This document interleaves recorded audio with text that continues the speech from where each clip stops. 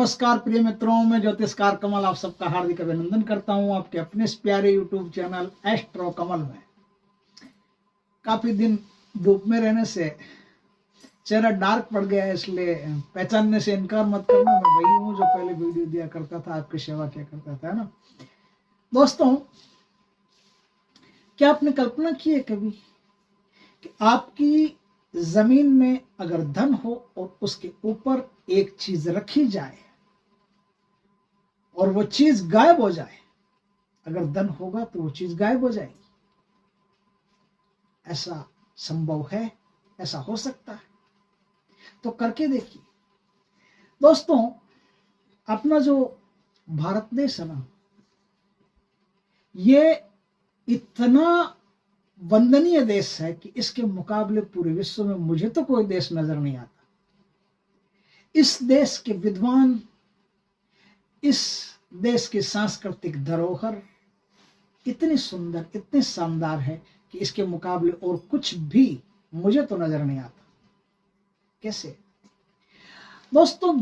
दूसरी शताब्दी में, द्वितीय सेंचुरी में, सेकंड सेंचुरी में भारत में बौद्ध धर्म के वज्रयान शाखा में एक महान दार्शनिक, एक महान तांत्रिक, एक महान रसायन शास्त्री, एक महान विद्वान पैदा हुए।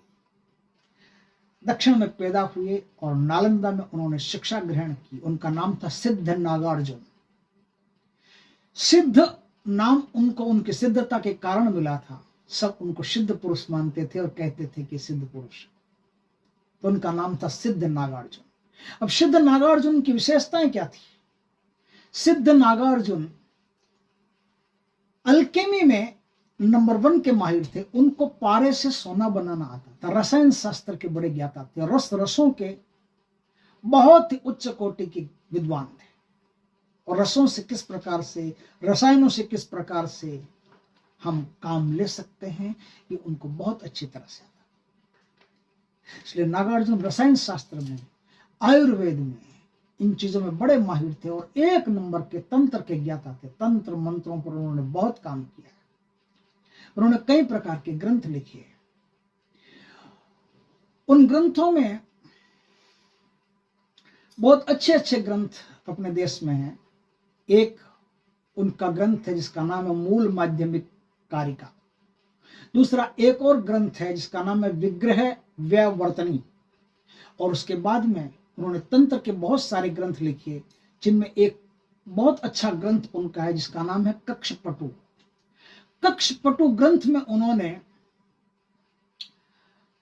जमीन से धन रसायनों के द्वारा कैसे निकाला जाए, अंजनों के द्वारा कैसे निकाला जाए, इस पर बहुत अच्छा काम किया और बहुत सिद्ध काम किया, बहुत बढ़िया काम किया। ये चीजें आम आदमी तक पहुंच नहीं पाती, इसलिए आम आदमी को इसका लाभ मिल नहीं पाता। आज सिद्ध नागार्जुन को याद करते हुए मैं उन्हीं के कुछ प्रयोग आपको बता रहा हूं, जिनको थोड़ी सी देर में ही आपको पता चल जाएगा कि आपकी भूमि में धन कहां पर है कि नहीं है। तुरंत फैसला हो जाएगा, तुरंत, कहीं जाने की जरूरत नहीं, तत्काल फैसला हो जाएगा। दोस्तों, इसके लिए करना क्या होगा? 2 प्रयोग बता रहा हूं। पहला प्रयोग सुनिए आप, अच्छा लगे तो बताइए अच्छा लगा, नहीं तो और बताऊंगा। प्रयोग है, अर्जुन वृक्ष का जो पेड़ होता है उस पेड़ के पत्ते लाने आप।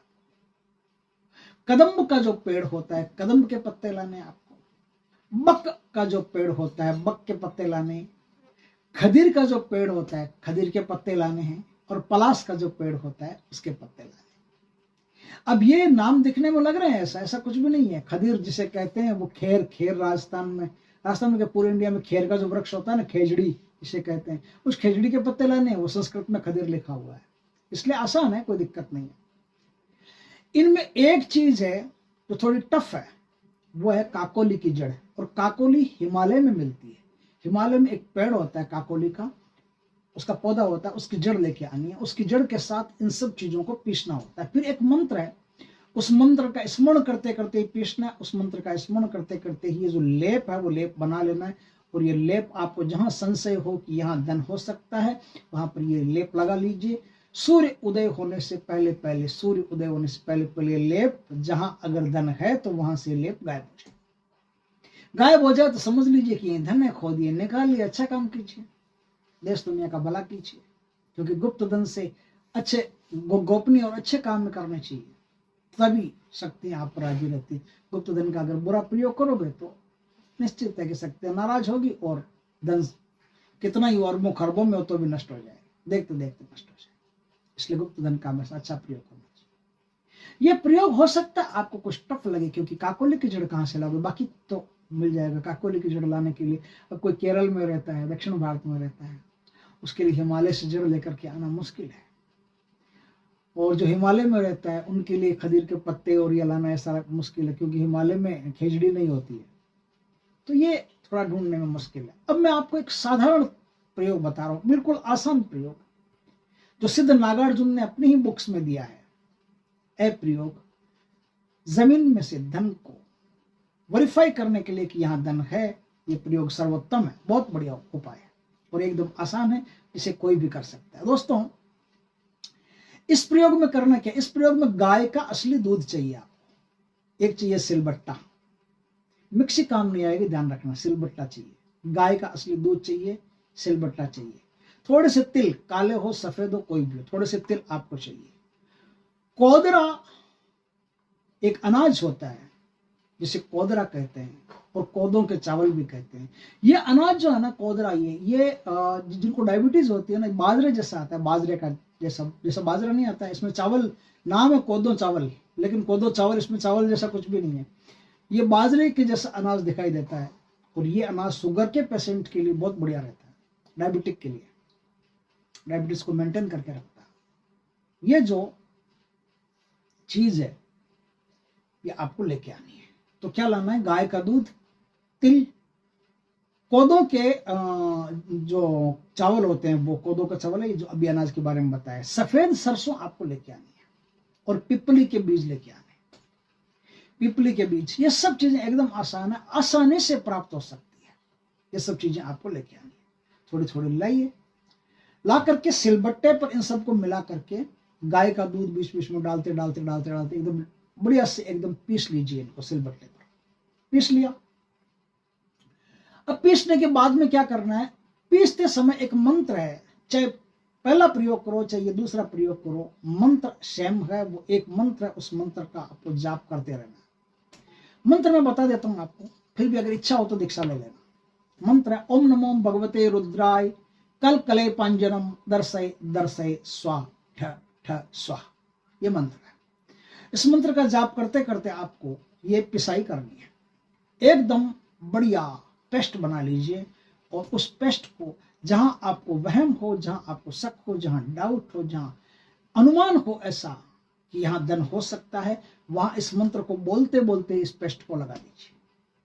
अगर वहां धन हुआ तो सुबह सूर्य उदय होने से पहले ये पेस्ट वहां से लापता गन चला जाएगा, गायब हो जाएगा, और गायब हो जाए तो समझ लीजिए कि यहां धन था, यहां धन है, वहां से धन आप निकाल सकते हैं खुद के, बिल्कुल आसानी से। सिद्ध नागार्जुन के इन उपायों से बिल्कुल आप धन को निकाल सकते हैं। सिद्ध नागार्जुन ने जमीन का धन निकालने के लिए बहुत सारे अंजन, बहुत सारी शक्तियों, उनके मंत्र, ऐसा लंबा चौड़ा प्रकरण दिया है। आपको अगर रुचि हो सिद्ध नागार्जुन के तंत्र को जानने की, तो उनकी कई प्रकार की यक्षणियों की साधना है। एक तो वो साधना जो मैंने की थी, और सबसे पहले मेरा ही फीता कटा था, उसे फेल हो गई थी, बहुत बुरी तरह से फेल हो गई थी, और सबसे पहला मेरा वीडियो वही था।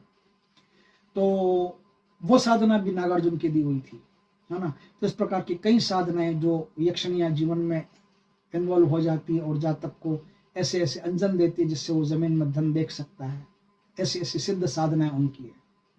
और कुछ यक्षणियां ऐसी भी है जो कुछ कुछ सोना साधक को दे करके चली जाती है रात को, जब वो सोना खर्च देता है तो उसके बाद में, खर्चने के बाद में दूसरा सोना मिल जाता है।